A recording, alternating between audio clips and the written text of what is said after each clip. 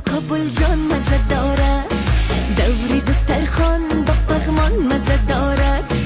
دیدن یاران با کابل جان مزه دارد، دوری دسترخوان با پغمان مزه دارد.